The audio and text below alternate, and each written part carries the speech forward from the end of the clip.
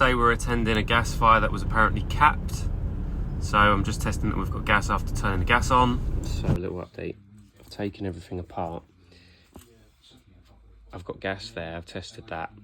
But basically the little pilot that allows the gas to come through is blocked. So luckily I have this little kit that clears out injectors and stuff. So I'm just gonna stick that down there and put it down that little hole so you can actually blow through it. 'Cause at the moment I can't blow through it, so I'm gonna have to clear it out. So after clearing the injector, it is now working. So what I've got to do now is put it all back together.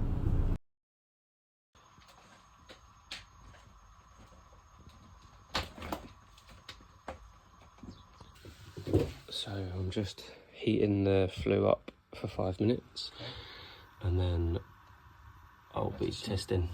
Yeah.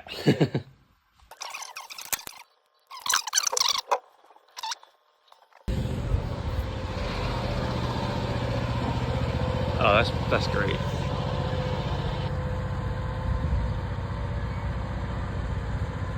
Should have used orange.